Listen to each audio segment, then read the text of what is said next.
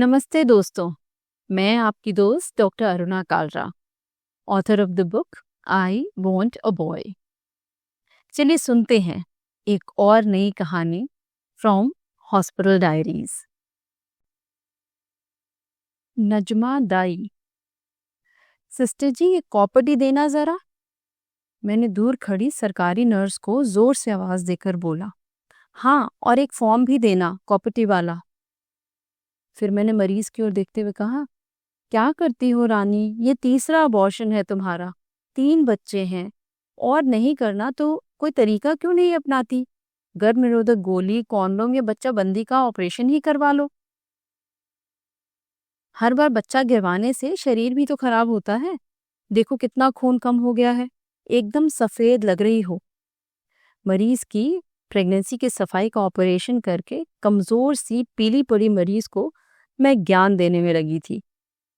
वो कितना सुन रही थी या समझ रही थी वो तो भगवान ही जाने।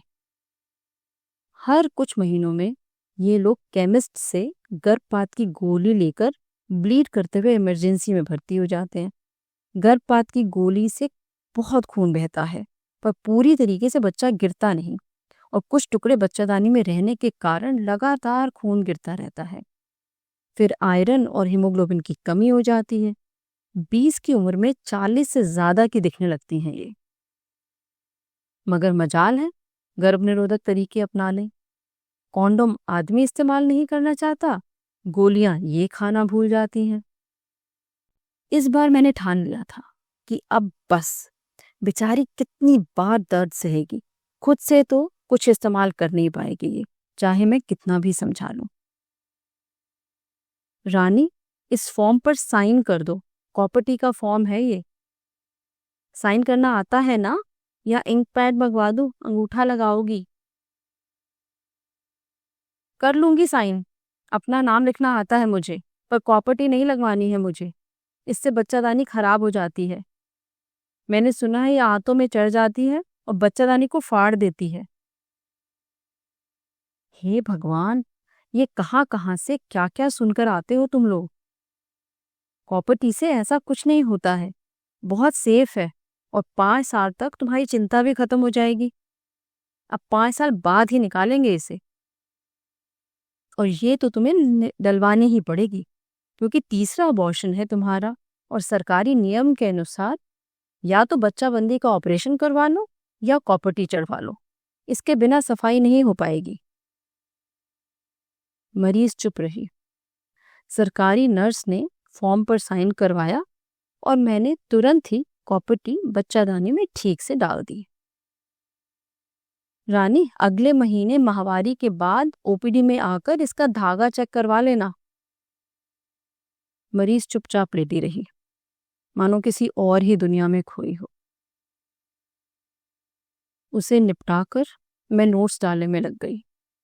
3 घंटे में मेरी शिफ्ट खत्म हो जाएगी, बहुत काम पेंडिंग पड़ा है, और जाने से पहले अस्पताल के साथ वाले बाजार से सब्जियां भी लेनी है। पेशेंट्स, अस्पताल, घर, बस यही हमारी दुनिया है। बाजार में बहुत भीड़ थी, इतने लोग, इतने चेहरे। तभी मुझे मेरी एक मरीज एक छोटे से क्लिनिक से बाहर आती दिखी। अरे, इसी की तो अभी कुछ घंटे पहले मैंने सफाई की थी।